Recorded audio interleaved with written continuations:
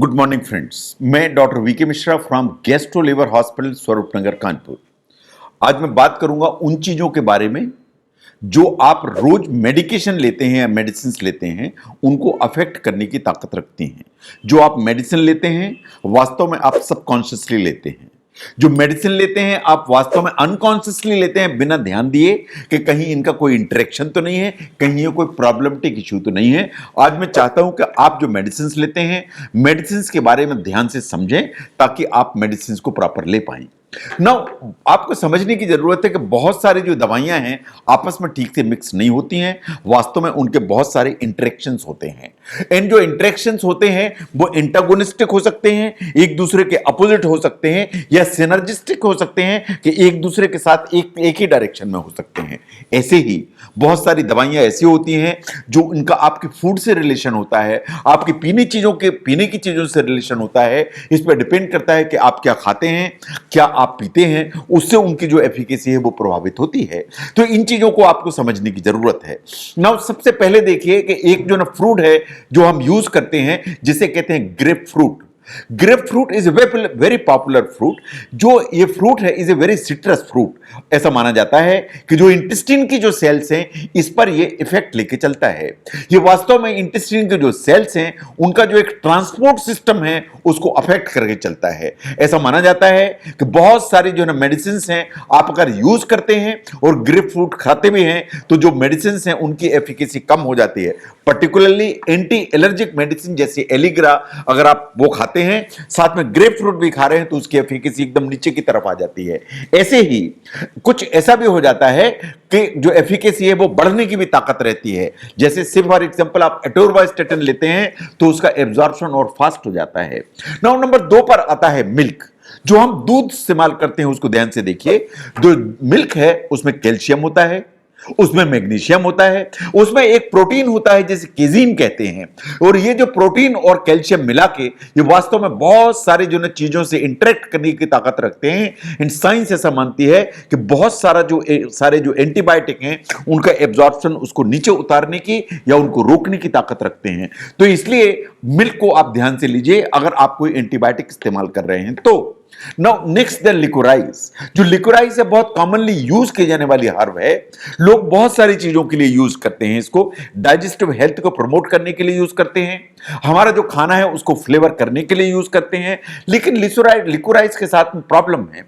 Liquorice में एक material होता है जिसे कहते हैं ग्लाइसरीजीन। जो ग्लाइसरीजीन है ये केमिकल होता है लिकोराइज में। ये वास्तव में बहुत सारे ड्रग्स हैं उनको वीकन करने की ताकत रखता है। जैसे अगर आपको साइक्लोस्पोरिन जैसी कोई दवाई चल रही है तो जो लिकोराइज है जो साइक्लोस्पोरिन की जो एफिकेसी है उसको कम करने की ताकत रखती है। Now the next one is the chocolate. Chocolate is a very common thing जो हम कंज्यूम करते हैं विदाउट गिविंग अ थॉट कि कहीं ये कोई प्रॉब्लम तो नहीं है। जहां तक डार्क चॉकलेट का सवाल है ये बात बिल्कुल सही है कि अगर आप कोई भी सेडेटिव ले रहे हैं, आप एंटी एंजाइटी ड्रग ले रहे हैं, साथ में आप डार्क चॉकलेट लेते हैं तो ये वास्तव में sedatives and anti anxiety drugs का उनकी एफिकेसी को नीचे की तरफ ले जाती है। ऐसे ही अगर आप कोई भी जो ना ऐसा मेडिसिन ले रहे हैं जो स्टिमुलेंट की कैटेगरी में आती हैं और साथ में आपने डार्क चॉकलेट भी की तो वास्तव में जो स्टिमुलेंट जो मेडिकेशन है उसका जो इफेक्ट है वो बूस्ट हो जाएगा। ये बात सही है कि अगर आप कोई ऐसी मेडिसिन ले रहे हैं जो डिप्रेशन के लिए है तो जो चॉकलेट है वास्तव में ये बात सही है कि उसकी एफिकेसी को ऊपर करके चलती है। ऐसा भी देखा गया कि अगर आप चॉकलेट लेते हैं और एंटी डिप्रेसेंट अगर आप यूज कर रहे हैं तो आपका बीपी कभी कभी डेंजरसली ऊपर की तरफ जा सकता है। तो अगर आप चॉकलेट यूज कर रहे हैं तो देखिए कि आप जो दूसरी मेडिसिन ले रहे हैं कहीं उनसे ये इंटरेक्ट करके आपकी जो मेडिकेशन है उसको कुछ अफेक्ट तो नहीं करेगी। नो ऐसे ही किसी प्रॉब्लम के लिए आपको आयरन सप्लीमेंट दिया जाता है। तो आप देखिए कि अगर आपको थायराइड की प्रॉब्लम है एंड आप लिवोथायरॉक्सिन ले रहे हैं, साथ में एनीमिया है उसके लिए आयरन ले रहे हैं, तो अगर आयरन आप लेते हैं तो जो लिवोथायरॉक्सिन की जो एफिकेसी है वो बिल्कुल नीचे की तरफ जाती है। अगर ऐसा है तो आपको अपने डॉक्टर से कंसल्ट करने की जरूरत है और एडिक्वेट स्पेसिंग की जरूरत है सो दैट आयरन के चलते जो लिवोथायरॉक्सिन है उसकी एफिकेसी अफेक्ट ना हो जाए। ऐसे ही जहां तक अल्कोहल का सवाल है, अल्कोहल बहुत सारी जो मेडिसिन हैं उनकी जो एफिकेसी है उसको यूजलेस बनाने की ताकत रखती है। साइंस ऐसा मानती है कि बहुत सारी मेडिसिन जो आप ब्लड प्रेशर के लिए लेते हैं, बहुत सारी मेडिसिन जो आप हार्ट की प्रॉब्लम के लिए लेते हैं उनकी जो एफिकेसी है उसको अल्कोहल नीचे की तरफ लाती है। ऐसे ही बहुत सारी मेडिसिन, जैसे आप कोई भी सेडेटिव लेते हैं, एंटी डिप्रेसेंट मेडिसिन लेते हैं या एंटी एंजाइटी ड्रग आप लेते हैं, तो वास्तव में जो अल्कोहल है इसका जो इफेक्ट है उसको एनहांस करने की ताकत रखती है, बिकॉज ये स्टिमुलेंट की कैटेगरी में आती है। तो अगर आप अल्कोहल यूज कर रहे हैं तो अपना जो मेडिसिन का कैबिनेट है या मेडिसिन आप जो यूज कर रहे हैं उनको ध्यान से देखिए। ऐसे ही कॉफी जो हम रेगुलरली यूज करते हैं एज बेवरेज, इसको आप ध्यान से देखिए।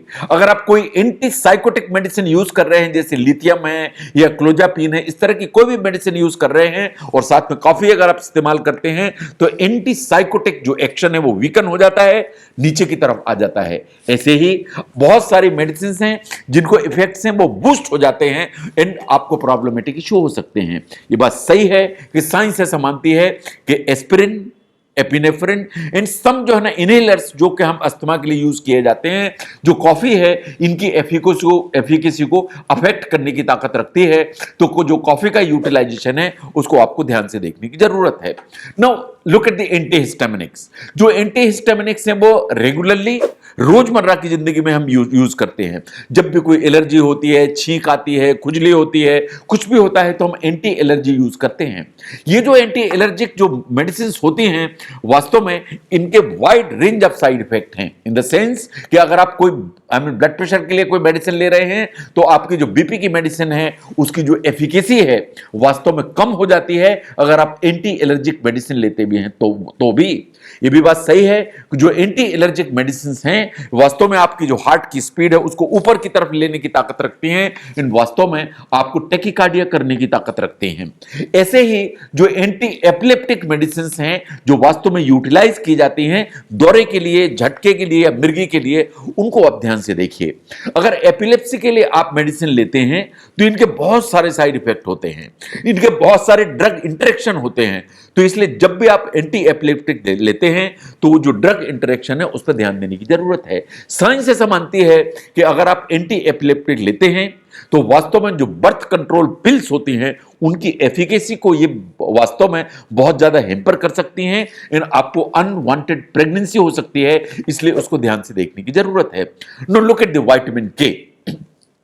बहुत सारी खाने की जो चीजें हैं उनमें विटामिन के होता है। ब्रोकली में विटामिन के है, ब्रुसेल स्प्राउट्स में विटामिन के है, जो पालक हम इस्तेमाल करते हैं उसमें विटामिन के है, पार्सले में जो है ना धनिया है उसमें विटामिन के है। जो विटामिन के है वास्तव में हमारा जो खून है उसमें जो क्लॉटिंग मैकेनिज्म है इसके लिए इंपॉर्टेंट है। अगर आप जो है ना कोई इस तरह की मेडिसिन ले रहे हैं जो ब्लड थिनिंग की कैटेगरी में आती हैं, से फॉर एग्जांपल आप वारफेरिन ले रहे हैं और साथ में ये चीजें खाते हैं, तो जो वारफेरिन की जो एफिकेसी है वो बिल्कुल नीचे की तरफ चली जाती है। अगर उसकी एफिकेसी नीचे की तरफ जाएगी तो इट इज क्वाइट पॉसिबल कि आपको ब्लड क्लॉट्स डेवलप हो जाएं, तो इसलिए उसको ध्यान से देखिए। Now ginseng is one of the supplement जो बहुत ज्यादा यूटिलाइज किया जाता है। ये बहुत सारी चीजों के लिए यूटिलाइज किया जाता है, मूड को बूस्ट करने के लिए, एज एनर्जी को एनहांस करने के लिए, कहीं कहीं ये एफ्रोडाइसिक जैसा भी यूज किया जाता है। अगर आप जिंसिंग यूज करते हैं तो आप ध्यान से देखिए कि अगर आप वारफेरिन या ब्लड थिनिंग एजेंट ले रहे हैं तो उसी की एफिकेसी को ये प्रभावित करने की ताकत रखता है। अगर आप एस्पिरिन ले रहे हैं, दूसरे कोई पेन किलर ले रहे हैं, तो बात सही है कि जो जिंसिंग है आपको इंटरनल ब्लीडिंग के लिए प्रोन करके चलता है। अगर आप कुछ एंटी डिप्रेसेंट ले रहे हैं, पर्टिकुलरली माओ इनहिबिटर्स आप ले रहे हैं, तो जिंसिंग ने ऐसा देखा गया कि आपको हेडेक कर सकता है, स्लीप प्रॉब्लम कर सकता है, हाइपर एक्टिविटी कर सकता है, आपको बहुत सारी नर्वसनेस कर सकता है, बिकॉज इसके बहुत सारे ऐसे जो है साइड इफेक्ट्स हैं। ऐसे ही एक सप्लीमेंट हम यूटिलाइज करते हैं कभी, जिसे कहते हैं जिंको बिलोबा। ये वास्तव में हाई बीपी को प्रिवेंट करने के लिए, डिमेंशिया को प्रिवेंट करने के लिए या टिनिटस को प्रिवेंट करने के लिए बहुत सारे लोग यूटिलाइज करते हैं। ये मार्केट में अवेलेबल होता है। अभी तक वैसे कोई ऐसी रिसर्च नहीं है जो ये कहती है कि ये जो सप्लीमेंट है इन किसी भी चीजों में इसकी कोई एफिकेसी है। लेकिन ये बात सही है कि अगर आप ऐसा कोई सप्लीमेंट यूटिलाइज करते हैं तो इसके बहुत सारे ड्रग इंटरेक्शन है। पर्टिकुलरली अगर आप कोई एंटी सीजर मेडिसिन लेते हैं जो दौरे के लिए यूटिलाइज की जाती है तो उसके साथ इंटरेक्ट करके ये काफी प्रॉब्लम क्रिएट कर सकता है। इसका मतलब यह है जो मेडिसिन आप लेते हैं इसके बारे में आपको समझने की जरूरत है। हमेशा जो दवाइयां हैं वैसा यूटिलाइज करिए जैसा आपको डॉक्टर ने डायरेक्ट किया है। आप इस स्टडी को ध्यान से देखिए कि साइंस ऐसा मानती है कि सिर्फ 50% लोग ऐसे हैं जो मेडिकेशन को वैसा लेते हैं जैसा उन्हें प्रिस्क्राइब की गई है। लगातार यह वॉच किया जाता है कि लोग अक्सर दवाइयां जितनी प्रिस्क्राइब की गई हैं उससे कम लेते हैं। लोग अक्सर दवाइयां रैंडम टाइम पर लेते हैं, उस टाइम पर नहीं लेते हैं।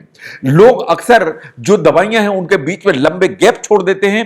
तो बीच में ऐसा पीरियड होता है जब आपकी बॉडी के अंदर जो ड्रग का लेवल है वो मिनिमाइज हो जाता है। अगर ये सब काम किए जाते हैं तो जो मेडिसिन है उनकी जो एफिकेसी है वो नीचे की तरफ आ जाती है। तो अगर आपको जो मेडिसिन प्रिस्क्राइब की गई हैं उनकी एक ऑप्टिमम एफिकेसी चाहिए तो आपको उनको वैसे ही लेने की जरूरत है जैसा आपके डॉक्टर ने आपको इंस्ट्रक्ट किया हुआ है। अगर आप समझते हैं कि ड्रग इंटरेक्शन, मेडिसिन और खाने में एक इंटरेक्शन, इनको समझने में यह वीडियो आपको हेल्प करता है तो इसको जरूर शेयर करें। मैं doctor VK Mishra from gastro liver hospital, Swaroop Nagar, Kanpur. Thank you very much.